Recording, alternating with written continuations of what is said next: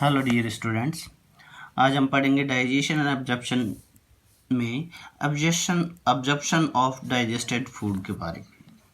यानी डाइजेशन की कुछ बेसिक स्टेप्स होती है कि खाना कैसे इंजेस्ट करते हैं, फिर डाइजेस्ट होता है, फिर अब्जॉर्ब होता है और आगे की प्रोसेस है 2 स्टेप्स में और कंप्लीट, ऐसे कंप्लीट डाइजेशन कंप्लीट। तो अब्जॉर्प्शन ऑफ डाइजेस्टेड फूड पढ़ेंगे हम लोग कि डाइजेस्टेड फूड का अब्जॉर्प्शन कैसे होता है।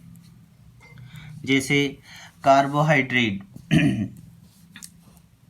के फॉर्मेशन है glucose, fructose, galactose. Proteins amino acids की सिंपलेस्ट फॉर्म होती है, फैट, फैटी एसिड और ग्लिसरॉल्स और मोनोसैकेराइड फैटी एसिड। ये सिंपलेस्ट फॉर्म है कार्बोहाइड्रेट, प्रोटीन और फैट्स की। इन सिंपलेस्ट फॉर्मेशन को हम लोग ऑब्जर्व कर पाते हैं क्योंकि बड़ा पार्टिकल ऑब्जर्प्शन नहीं किया जा सकता।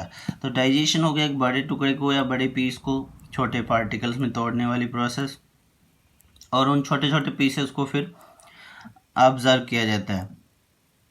जैसे कार्बोहाइड्रेट की सिंपलेस्ट फॉर्म होगी ग्लूकोज, फ्रक्टोज, गैलेक्टोज।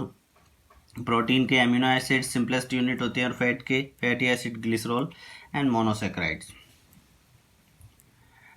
ये हम लोग एक एलिमेंट्री कैनाल का इंटरनल सेक्शन से रिलेटेड डिस्कस करें कि इंटरनल सेक्शन जब उसको कट करते हैं तब इस टाइप का फॉर्मेशन दिखाई देता है। ग्लूकोज का पार्टिकल, ठीक है, एक्टिव ग्लूकोज एक्टिव ऑब्जर्व किया जाता है किससे? एक्टिव ट्रांसपोर्ट की फॉर्मेशन में, एक्टिव ट्रांसपोर्टेशन की या एक्टिव डिफ्यूजन की फॉर्मेशन में बॉडी के अंदर ऑब्जर्व किया जाता है। ये वाला जो पार्ट है अपना, ये वाला पार्ट है अपना माइक्रोविलीज जो एलिमेंट्री कैनाल के अंदर स्मॉल इंटेस्टाइन के पार्ट के अंदर प्रेजेंट होते हैं। तो माइक्रोविलाई पार्ट इसको ऑब्जर्व करेगा, ऑब्जर्व करता है, फिर वहाँ से ब्लड स्ट्रीम में ऑब्जर्व किया जाता है। ये ब्लड वेसल्स हैं, ठीक है। दूसरा फ्रक्टोज फैसिलिटेड डिफ्यूजन के थ्रू माइक्रोविलाइज तक पहुंचता है और माइक्रोविलाइज से फिर ये ब्लड वेसल्स में। गैलेक्टोज ये भी एक्टिव डिफ्यूजन के थ्रू माइक्रोविलाइज तक और माइक्रोविलाइज से ब्लड वेसल्स में ऑब्जर्व किया जाता है। एमिनो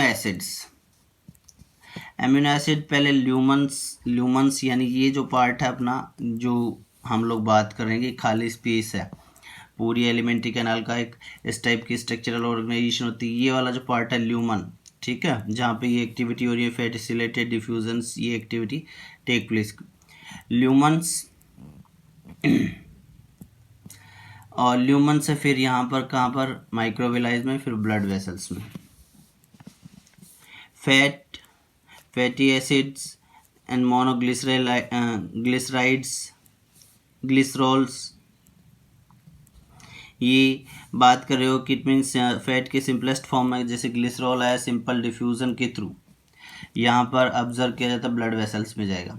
और माइक्रोविलाई एक स्पेशल एपिथेलियम बनाते हैं जिसको ब्रश बॉर्डर एपिथेलियम बोलते हैं, जिसके बारे में हम लोग आगे पहले डिस्कस कर चुके हैं। ये इस टाइप से ऑब्जर्वेशन किया जाता है। फिर अलग अलग पार्टिकल्स का ऑब्जर्वेशन कैसे होता है उसके बारे में। सबसे पहले glucose observation. Glucose transport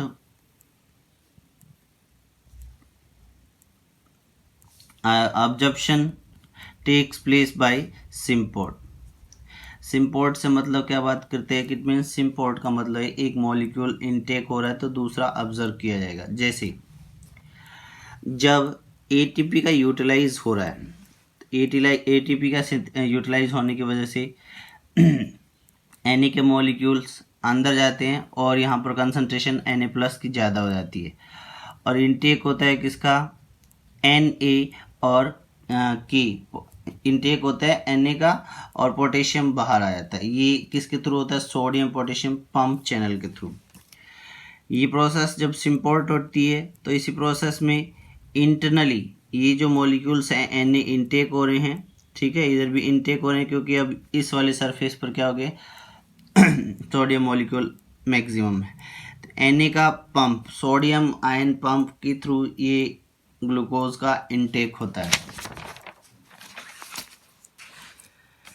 When the concentration of sodium molecules is maximum, तो Na प्लस ग्लूकोज, जब यहाँ पर मैक्सिमम कंसंट्रेशन होती है सोडियम पोटेशियम पंप के थ्रू, तो Na मॉलिक्यूल्स के साथ में ग्लूकोज इनटेक होते हैं। ठीक है। आफ्टर एक्सपेंडिचर ऑफ ATP, अब ये इसको थ्योरेटिकली पढ़ते हैं इस सारी स्टेप्स को। जब ATP का यूज़ होता है, एक्सपेंडिचर होता है, the energy which is given out to used, जो एनर्जी दी जाती है तो इस यूज्ड करने के लिए, द टू पंप 3 मॉलिक्यूल्स, किसके लिए, एनर्जी ATP के फॉर्म में यूज़ करने के बाद में टू पंप किसके लिए, यूज़ करने के लिए किसी मॉलिक्यूल को 3 sodium ions out in exchange of, 3 sodium ion out बाहर निकलते हैं इन एक्सचेंज, किसके साथ में, सिम्पोर्ट है तो एक्सचेंज भी हो रहा है किसी के साथ में, 2 पोटेशियम आयन्स के साथ में। ठीक है। Because of this there is a high concentration of sodium ions on the outer side, और इस वजह से क्या हो जाती है, सोडियम आयन्स की कंसंट्रेशन हायर हो जाती है आउटर सरफेस पर। After this movement Na accumulate on the outer surface, और जब कंसंट्रेशन एक्सेस हो जाएगी तो ये एक्यूमुलेट हो जाती है, गैदर्ड हो जाते हैं, इकट्ठे हो जाएंगे सारे एक साथ। And then move from higher concentration to the lower concentration. अब ये कैसा मूवमेंट करेंगे, डिफ्यूजन की प्रोसेस के through, higher to lower concentration. Sodium ion comes in, sodium ions अंदर आ जाते हैं क्योंकि कंसंट्रेशन ज़्यादा होगी, with the help of sodium ion pump, sodium ion pump की वजह से। They bring glucose with them, और अपने साथ में क्या लेते हैं, ग्लूकोज लेके आते हैं। ये एनर्जी का एक्सपेंडिचर हुआ, और एनर्जी के एक्सपेंडिचर की वजह से सोडियम पोटेशियम आयन जो पंप है वो 3 मॉलिक्यूल्स को बाहर निकालता है सोडियम के, और 2 मॉलिक्यूल्स इनटेक करता है पोटेशियम के। अब बाहर आने की वजह से सोडियम आयन्स की कंसंट्रेशन आउटर मेम्ब्रेन पर ज़्यादा होगी, और आउटर मेम्ब्रेन पर सोडियम आयन्स की कंसंट्रेशन क्या होती है, मैक्सिमम होगी, तो ये क्या करता है, हायर टू लोअर कंसंट्रेशन तक डिफ्यूज़ करेगा, और इस डिफ्यूजन की वजह से सोडियम मॉलिक्यूल तो अंदर आते ही हैं दोबारा से, उसके साथ में ग्लूकोज भी आ जाता है।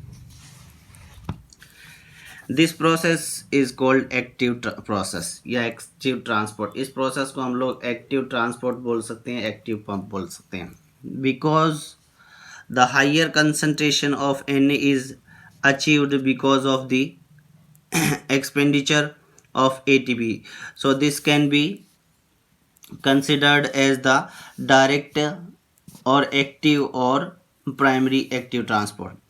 ऐसा ट्रांसपोर्टेशन किसी मॉलिक्यूल के जिसमें कोई molecule higher concentration to lower concentration की तरफ ट्रांसपोर्ट होता है बाय यूजिंग एनर्जी का यूज़ करके, उसको हम लोग एक्टिव ट्रांसपोर्ट बोल सकते हैं। ठीक है।